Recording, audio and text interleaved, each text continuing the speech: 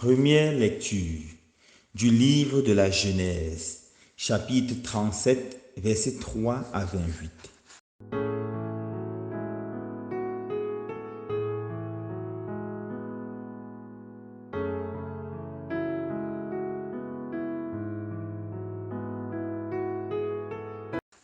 Israël, c'est-à-dire Jacob, aimait Joseph plus que tous ses autres enfants, parce qu'il était le fils de sa vieillesse, et lui fit faire une tunique de grand prix. Avant qu'il leur préférait Joseph, ses autres fils se mirent à détester celui-ci, et ne pouvaient plus le parler sans hostilité. Les frères de Joseph étaient allés à Sichem faire paître le troupeau de leur père. Israël dit à Joseph: tes frères ne gardent-ils pas le troupeau à Sichem? Va donc les trouver de ma part. Joseph continua donc à chercher ses frères et les trouva à Dothan. Ceux-ci l'aperçurent de loin et, avant qu'il n'arrive près d'eux, ils complotèrent de le faire mourir. Ils se dirent l'un à l'autre: voici l'espère en songe qui arrive. C'est le moment. Allons-y, tuons-le et jetons-le dans une de ces citernes. Nous dirons qu'une bête féroce l'a dévoré et on verra ce que voulaient dire ces songes. Mais Ruben les entendit et voulut le sauver de leurs mains. Il leur dit: ne touchons pas à sa vie. Et il ajouta: ne répandez pas son sang, jetez-le dans cette citerne du désert, mais ne portez pas la main sur lui. Ils voulaient le sauver de leurs mains et le ramener à son père. Dès que Joseph eut rejoint ses frères, ils le dépouillèrent de sa tunique, la tunique de grand prix qu'il portait. Ils se saisirent de lui et le jetèrent dans la citerne, qui était vide et sans eau. Il s'assit ensuite pour manger. En levant les yeux, il vit une caravane d'Ismaélites qui venait de Galan. Leurs chameaux étaient chargés d'aromates, de baume et de myrrhe qu'il allait livrer en Égypte. Alors Judas dit à ses frères: quel profit aurions-nous à tuer notre frère et à dissimuler sa mort? Venons donc, vendons-le plutôt aux Ismaélites et ne portons pas la main sur lui, car il est notre frère, notre propre chair. Ses frères l'écoutèrent. Des marchands madianistes qui passaient par là retiraient Joseph de la citerne. Ils le vendirent pour 20 pièces d'argent aux Ismaélites et ceux-ci l'amenèrent en Égypte. Parole du Seigneur. Nous rendons grâce à Dieu.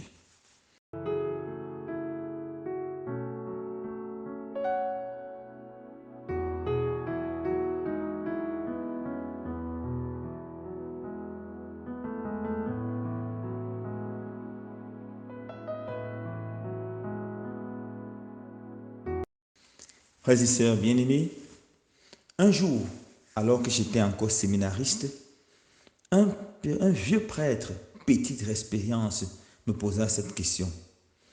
Mon fils, pour toi, quel est le plus grand péché des gens de cette génération? J'ai réfléchi rapidement et je lui ai dit, je pense que le plus grand péché de cette génération, ce sont les péchés liés à la chair, fornication, adultère et autres. Il m'a regardé, il a souri et il m'a dit, c'est vrai que cette génération est spécialisée dans ces choses-là, spécialement vous les jeunes, mais ce n'est pas ça le plus grand péché de cette génération. Il a continué en me disant, après mes 40 ans d'expérience comme prêtre, je peux te dire sans risque de me tromper que le péché le plus grave de cette génération, c'est la jalousie. C'est un péché tellement grave qui détruit les familles, détruit les nations et détruit même l'Église. Dans la première lecture de ce jour, nous voyons la laideur de ce péché. C'est l'histoire de Joseph et de ses frères. Jacob avait 12 fils. Joseph était le fils de sa vieillesse. Et à cause de cela, il avait un amour de prédilection pour Joseph. En plus, Joseph était béni par le Seigneur. Il avait beaucoup de talent. Il avait une intelligence spéciale et particulière. Il était même capable d'interpréter les rêves. Et à cause de tous ses talents et de l'amour spécial que son père avait pour lui, ses frères ont commencé à être jaloux. La jalousie se caractérisait premièrement par une hostilité contre Joseph. Il lui parlait mal, il répondait à ce pauvre avec beaucoup de mépris. Finalement, une occasion se présente à ses frères. Ils sont allés à Sichem pour faire paître le troupeau. Et Jacob envoie Joseph leur porter à manger. Lorsqu'ils voient Joseph venir avec la belle tunique que son père lui avait offerte, ils disent que voilà celui qui se prétend être mieux que nous. Tuons-le. Ils prennent Joseph, ils jettent Joseph dans une citerne. Quand ils veulent tuer leur frère, ils disent attention, ne faites pas ça. C'est notre propre chair. Vendons-le plutôt en esclavage. Et c'est ce qu'ils ont fait. C'est comme ça que Joseph a été vendu par ses propres frères, ses frères de sang, aux Madianistes qui l'ont porté en Égypte. Le seul problème de Joseph, c'est qu'il était plus brillant que les autres. Et à cause de cela, ils ont développé la jalousie. Mes frères et sœurs bien-aimés, la jalousie est un péché terrible et horrible. Il commence comme un petit feu, mais finalement, il peut consumer toute une grande forêt. Il commence dans nos cœurs, quand nous commençons à envier l'autre, quand nous commençons à admirer l'autre. Et au lieu que cette admiration se tourne en action de grâce, nous commençons à vouloir ce que lui veut. Ça nous rend aveugles, non seulement ce que nous avons, et ça nous fait commencer à développer la haine pour notre frère, pour notre prochain. La jalousie a déjà causé tellement de drames dans les familles. Beaucoup de familles sont divisées parce qu'un membre est peut-être plus riche que les autres, et à cause de cela, les autres commencent à être jaloux. Peut-être parce qu'un enfant est plus intelligent que les autres dans sa salle de classe, ça développe la jalousie. Peut-être parce que dans un lieu de service, quelqu'un est plus compétent que ses collègues, ça développe la jalousie. Et la jalousie fait partie de ce qu'on appelle les péchés capitaux. Les péchés capitaux sont les péchés qui produisent encore des péchés plus graves. C'est pour ça que la jalousie peut conduire à la mort, à l'assassinat. Nous voyons dans les réseaux sociaux beaucoup de cas d'empoisonnement. Beaucoup de ces empoisonnements sont dus à la jalousie. Il y a des personnes qui sont même en prison, jetées en prison comme des pauvres chiens à cause de la jalousie. Frères et sœurs bien-aimés, nous devons être impitoyables à ce péché qui fait tellement de ravages pour nous. Alors je vous pose cette question. Est-ce que dans nos cœurs, il y a les traces de jalousie? Est-ce que je me sens mal à l'aise quand je vois le succès de mon frère, de ma soeur, de mon neveu, de ma tante? Quand je vois les enfants de mes soeurs aller en mariage pendant que les miens sont là? Quand je vois les enfants des voisins avoir de l'emploi pendant que les miens chôment? Quel est le sentiment que j'ai dans mon cœur? Si c'est la jalousie, je dois lutter contre ce sentiment avec violence, sinon il peut me conduire au pire. Je conclue en racontant cette histoire qui m'a été rapportée, un témoignage qui nous avait été rapporté. C'est l'histoire d'un prêtre. Il est arrivé dans une paroisse et il travaillait avec un collègue qui était très brillant, qui avait des prédications extraordinaires. Et à cause de cela, la plupart des fidèles allaient vers celui qui prêchait bien.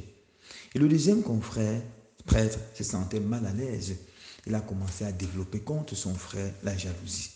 Dans un premier temps, il ne s'est pas rendu compte. Mais très rapidement, il a remarqué qu'il était hostile à ce frère. Lors de toutes les discussions, il prenait toujours le parti opposé de celui-là. Et il répondait mal. Alors il s'est rendu compte que c'était la jalousie. Il allait se confesser heureusement chez un prêtre sage et savant. Et le prêtre lui a dit, mon fils, ne laisse pas la jalousie entrer dans ton cœur. Tu dois chaque jour prier pour demander au Seigneur de bénir ton confrère et de le rendre encore plus puissant dans ses prédications. Et chaque jour, ce prêtre allait devant le Saint-Sacrement et pendant 30 minutes, il répétait cette parole. Seigneur Jésus, bénis mon frère, rends-le plus puissant dans ses prédications et convertis mon cœur. Et il répétait cela devant le Saint-Sacrement pendant 30 jours. Il a continué pendant une semaine, un mois, 2 mois, et il persévérait. Et il se rendait compte, plus il priait, demandait au Seigneur de bénir celui-là, plus le Seigneur le bénissait. Il devenait de plus en plus éloquent dans ses prédications. Et un jour qu'il est en train de prêcher, il a vu ce confrère-là qui était ébloui et commençait à prendre les notes avec beaucoup d'admiration. C'est là qu'il s'est rendu compte que le Seigneur l'avait béni et lui avait donné également le don de la prédication. Voilà la meilleure façon pour lutter contre la jalousie. Quand on sent que la jalousie vient dans notre cœur, mes frères et sœurs, faisons comme ce prêtre. Demandons au Seigneur de convertir notre cœur et prions le Seigneur de bénir davantage celui pour qui nous sommes, celui contre qui nous avons la jalousie. En faisant cela, le Seigneur va nous combler de grâce et de bénédictions. Que le Seigneur donne la grâce, frères et sœurs bien-aimés, en ce temps de carême, de détruire toute jalousie dans notre cœur et de vivre dans la paix, dans la joie et dans l'amour. Loué soit Jésus-Christ.